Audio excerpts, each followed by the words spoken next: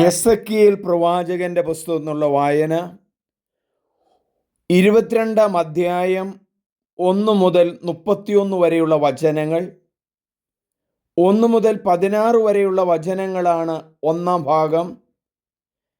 രണ്ടാം ഭാഗം 17 മുതൽ 31 വരെയുമാണ്. ഒന്നാം ഭാഗത്തു നിന്നുള്ള വായന. നിർമ്മിച്ച വിഗ്രഹങ്ങൾ നീ അശുദ്ധമാക്കിയിരിക്കുന്നു. നിന്റെ ദിനം, നിന്റെ ആയുസ്സിൻ്റെ അവസാനം നീ തന്നെ വിളിച്ചു വരുത്തിയിരിക്കുന്നു. ആകയാൽ ഞാൻ നിന്നെ ജനതകൾക്ക് നിന്ദാവിഷയവും എല്ലാ രാജ്യങ്ങൾക്കും പരിഹാസപാത്രവും ആക്കിയിരിക്കുന്നു. അടുത്തും അകലെയുമുള്ള എല്ലാവരും കുപ്രസിദ്ധിയും പ്രക്ഷുബ്ധമായ നിന്നെ അധിക്ഷേപിക്കും. ഇസ്രായേൽ രാജാക്കന്മാർ തങ്ങളുടെ ശക്തിക്കൊത്ത് നിന്നിൽ രക്തച്ചൊരിച്ചിൽ നടത്തി. നിന്നിൽ മാതാപിതാക്കന്മാർ നിന്ദിക്കപ്പെട്ടു, പരദേശികൾ കൊള്ളയടിക്കപ്പെട്ടു, അനാഥരും വിധവകളും ദ്രോഹിക്കപ്പെട്ടു. നീ നിന്റെ വിശുദ്ധ വസ്തുക്കളെ നിന്ദിച്ചു, നിന്റെ സാപത്തുകൾ അശുദ്ധമാക്കി. രക്തച്ചൊരിച്ചിലിന് ഇടവരുത്തുന്ന അപവാദം പറഞ്ഞു നടക്കുന്നവരും പൂജാഗിരികളിൽ വെച്ച് ഭുജിക്കുന്നവരും നിന്നിലുണ്ട്.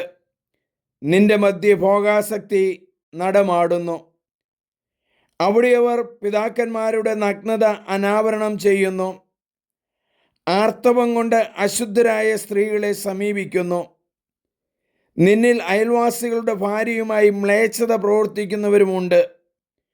മരുമകളെ പ്രാപിച്ച് അശുദ്ധമാക്കുന്നവരുമുണ്ട്. സ്വന്തം പിതാവിൽ നിന്ന് ജനിച്ച സഹോദരിയെ അശുദ്ധമാക്കുന്നവരുണ്ട്. നിന്നിൽ രക്തം ചിന്തുന്നതിനായി കോഴ വാങ്ങുന്നവരുണ്ട്. നീ പലിശ വാങ്ങുകയും ലാഭമുണ്ടാക്കുകയും അയൽക്കാരനെ ഞെരുക്കി സമ്പത്തുണ്ടാക്കുകയും ചെയ്യുന്നു. നിന്നെ നീ വിസ്മരിച്ചിരിക്കുന്നു. ദൈവമായ കർത്താവ് അരുളി ചെയ്യുന്നു. ആകയാൽ നീ നേടിയ കൊള്ള ലാഭത്തെയും നീ ചൊരിഞ്ഞ രക്തത്തെയും പ്രതി ഞാൻ മുഷ്ടി ചുരുട്ടുന്നു. ഞാൻ നിന്നോട് എതിരിടുമ്പോൾ നിന്റെ ധൈര്യം നിലനിൽക്കുമോ? നിന്റെ കരങ്ങൾ ബലവത്തായിരിക്കുമോ? കർത്താവായ ഞാനാണ് ഇത് പറയുന്നത്. ഞാനത് നിറവേറ്റുകയും ചെയ്യും. നിന്നെ ജനതകളുടെയും രാജ്യങ്ങളുടെയും ഇടയിൽ ചിതറിച്ചുകൊണ്ട് നിന്റെ അശുദ്ധി ഞാൻ തുടച്ചു മാറ്റും. നമുക്ക് പ്രാർത്ഥിക്കാം. യഹോവേ, ഇസ്രായേൽ ജനതയുടെ മ്ലേച്ഛമായ നിന്ദ്യമായ പാപങ്ങൾ ഓരോന്നും എസെക്കിയേൽ പ്രവാചകനിലൂടെ അങ്ങ് വെളിപ്പെടുത്തി കൊടുക്കുന്നുണ്ടല്ലോ. അനുതാപത്തിലേക്കും പരിഹാരത്തിനും അവർ തയ്യാറാകണമെന്ന് പ്രവാചകനിലൂടെ ഉത്ബോധിപ്പിക്കുന്നുണ്ട്. അന്ന് നടന്ന മ്ലേച്ഛമായ പാപങ്ങൾ തന്നെയാണ്, അശുദ്ധികളാണ് ഇന്നും ഞങ്ങളുടെ സമൂഹങ്ങളിൽ ഉള്ളതെന്ന് ഞങ്ങൾ മനസ്സിലാക്കുന്നു.